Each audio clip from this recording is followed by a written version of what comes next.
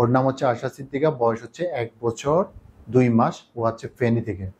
ওর সমস্যা হচ্ছে ও জন্ম থেকে যখন শুয়েছিল তখন ওর মা বুঝতে পারে নাই, না বোঝার কারণে যখন বাচ্চাটা আশা সিদ্দিকা যখন বড় হচ্ছে তখন তোর ঘাড়টা আস্তে আস্তে বেঁকে যাচ্ছে। এই জন্য আমরা ওনাকে ফিজিওথেরাপি দিয়েছি, ব্যায়াম দিয়েছি, পাশাপাশি ওনাকে একটা অয়েল থেরাপি দিব আমরা, যেটা বাসায় ফিজিওথেরাপি হিসেবে কাজ করবে। পাশাপাশি ফিজিওথেরাপি করবেন এবং কি অয়েলটা দিবেন। এই যে দেখেন দেখেন উনি কিন্তু বেঁকে যাচ্ছে, ঠিক আছে? আসুন, আস্তে আস্তে আস্তে আস্তে ঘাটটা এভাবে করবেন, ঠিক আছে? পাশাপাশি দুই হাতের মধ্যে তেল নেবেন এভাবে, হ্যাঁ, নিয়ে এই ঘাড়ে লাগাই দিবেন। এই দেখেন, এইদিকে আসেন, দেখছেন? হ্যাঁ,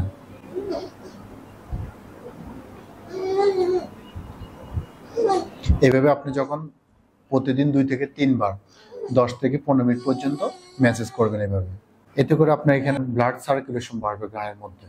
ব্লাড সার্কুলেশন বাড়লে রগগুলো আস্তে আস্তে ছেড়ে দিতে পারে। 2 থেকে 3 সপ্তাহ পর্যন্ত আপনাকে এইভাবে ম্যাসেজগুলো করতে হবে।